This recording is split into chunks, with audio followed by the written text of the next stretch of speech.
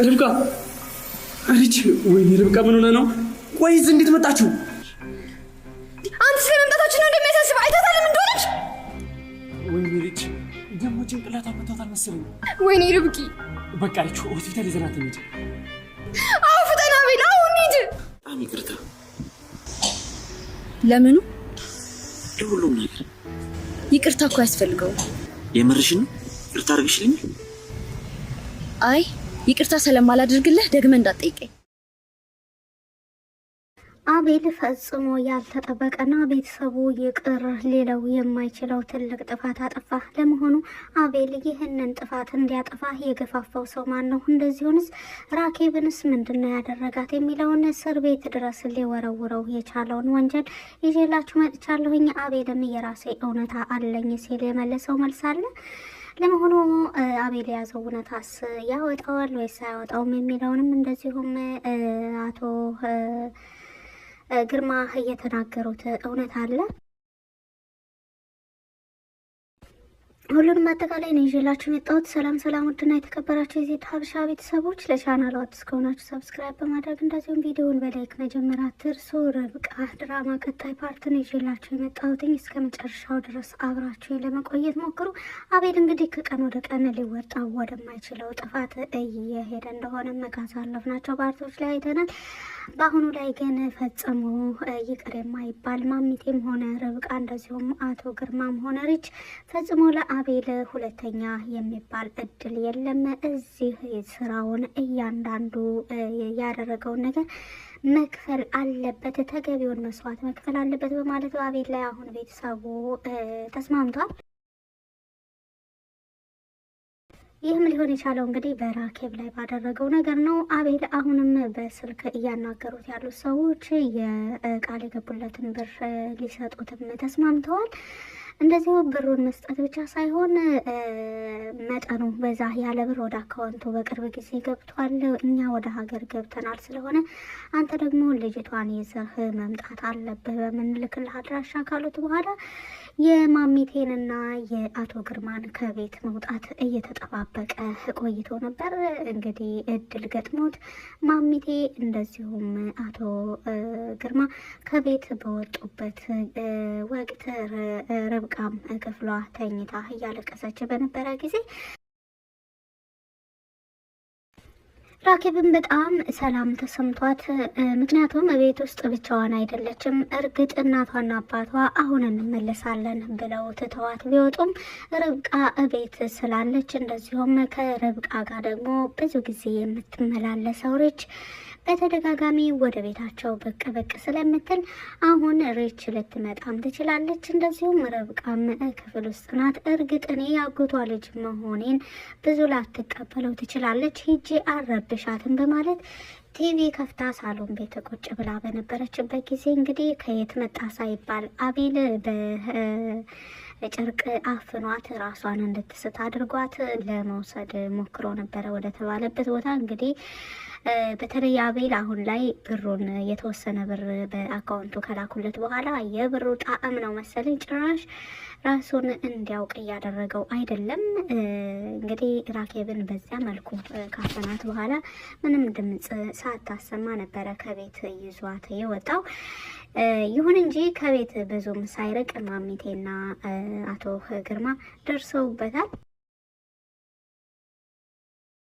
አቤል በዚህን ስራው ከቀጠለ ፈጽሞ ወዳልተጠበቀ ቦታ እንደሚሄድና ለቤተሰቡ በጣም ስጋት እየሆነ ለቤተሰቡ ብቻ ሳይሆን ለራሱም ስጋት መሆኑን በማወቅ ራኬብን እንደምንም ከአቤል ካስጣሉ በኋላ ከማሚቴ ጋር ድምጻቸውን ከፍ አድርገው ሳሎን ቤት ራኬብ ራሷን ስታ ነው እንግዲህ ከአቤል ቀምተው ያመጧት። ራኬብን ራሷን ስታ እንደዛ ወድቃ ለራሱ ሳሎን እዛው ሶፋ ላይ አስተኝተዋት እነሱ እየተነጋገሩ ነበረ። ይህን ልጅ ምን ማድረግ አለብን?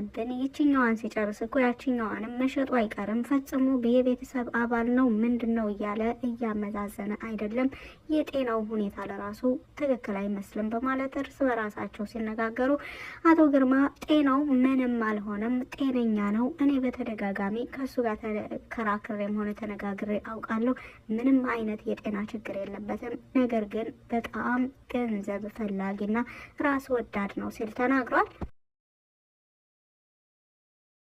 ስለዚህ እንደምንም ብላ ራኬብ ስትነቃ ከመጀመሪያ ጀምሮ ከአቤል ጋር እንዴት እንደተገናኘችና ከአሁን በፊት ያደረገባትን እያንዳንዱ በደል ሁሉንም ነገር በግልጽ ታስረዳን። ከዛ በኋላ ከሷ ማስረጃ ከያዝን በኋላ አቤልን መክሰስ እንችላለን።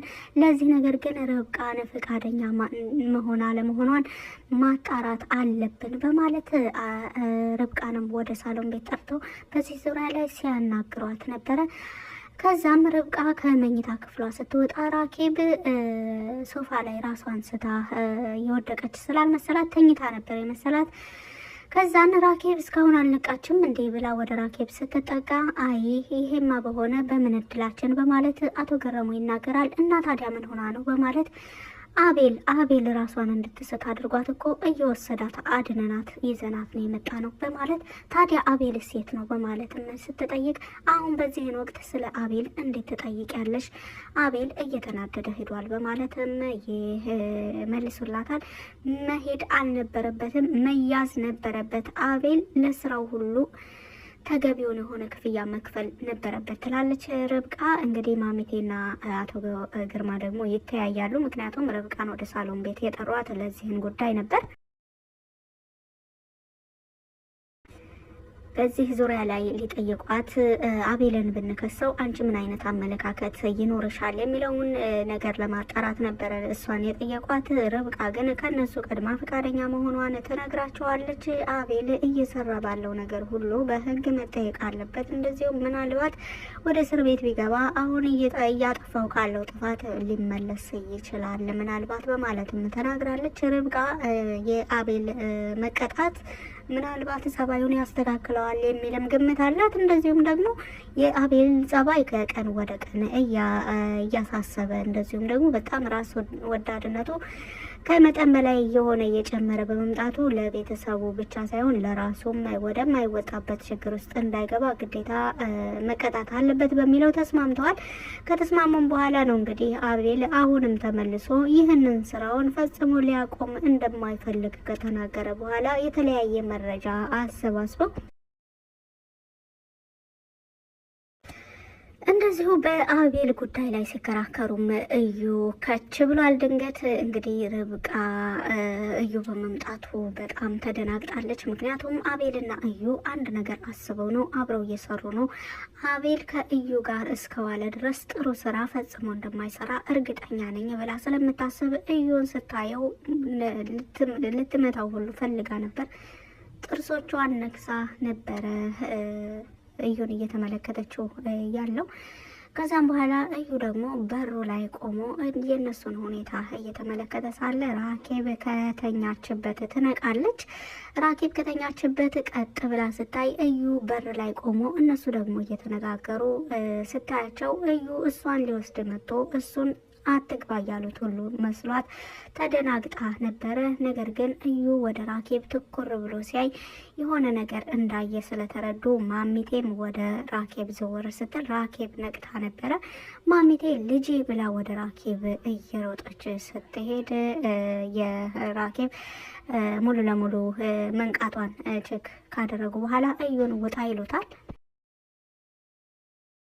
ራኬብም ስትነቃ ከእዩ ጋር እየተከራከሩ ስለመሰላት ቤተሰቦቿን በጎኗ ካደረገች በኋላ እባክህን ከኛ ራቅ፣ እባክህን አንተን ማየት ፈጽሞ አልፈልግም በማለት እንዴትስ በር እንደከፈቱለት ተጠይቃቸዋለች።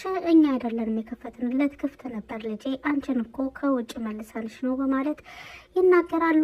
ግን ምን ሆኜ ነው? እኔ እኮ አቤል ሲመጣ ትዝ ይለኛል፣ ከዛ በኋላ ግን የተፈጠረውን ነገር ትዝ ማይለኝ በማለት አይ ምንም አይደለም በማለት በተደጋጋሚ ራኬብን እያረጋጓታል። ራኬብም በሆነው ነገር ግራ ስለተጋባች የርብቃም ሁኔታ በጣም ግራ ስላጋባት፣ ምክንያቱም ርብቃ ካሁን በፊት እዩን የምታውቀው አይመስላትም ነበረ። ራኬብ በእዩና በርብቃ መካከል ምንድን ነው ያለው ግንኙነት፣ እንዴትስ ልታውቀው ቻለች የሚለውን በራሷ እየጠየቀች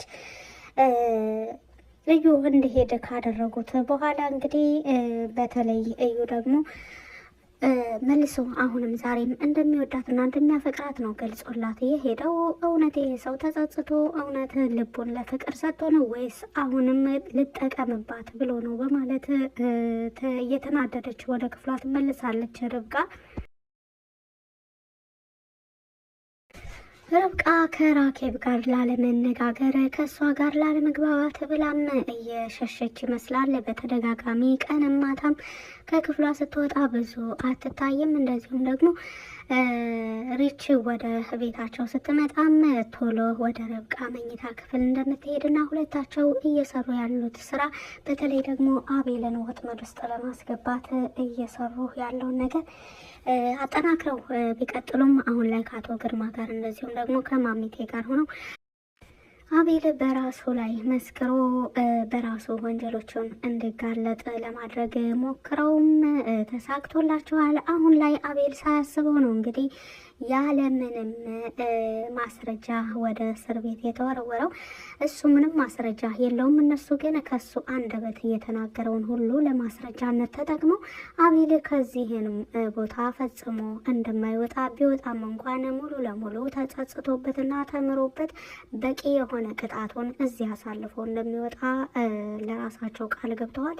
በተለይ አቶ ግርማ እኔ በህይወት እያለው እኔ ካልፈቀድኩ ከዚህ ቦታ ፈጽሞ በህይወት እንድትወጣ አልፈቅድልህም በማለትም ሲናገሩ ነበር። አቤልም እንግዲህ የራሱ እውነታ አለኝ እያለ እየጮኸ ነበር። ነገር ግን ፈጽሞ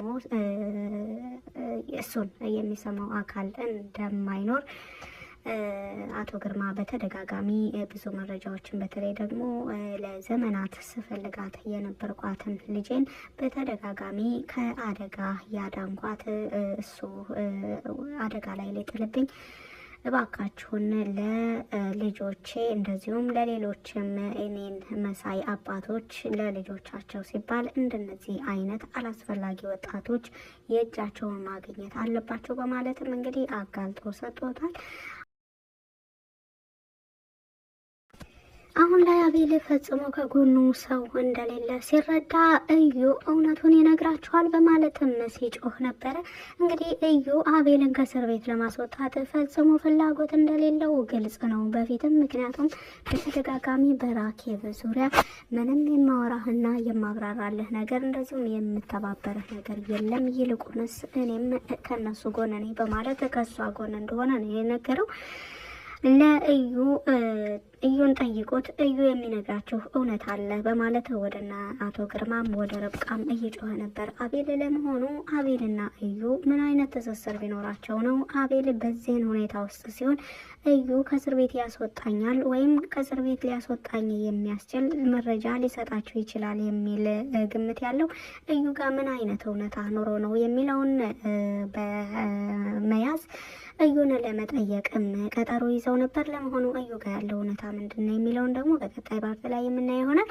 በቪዲዮ ላይ ማንኛውንም አስተያየት በኮሜንት ስር መጻፍ ትችላላችሁ። ስላዳመጣችሁ ከልብ አመሰግናለሁ። መልካም ጊዜ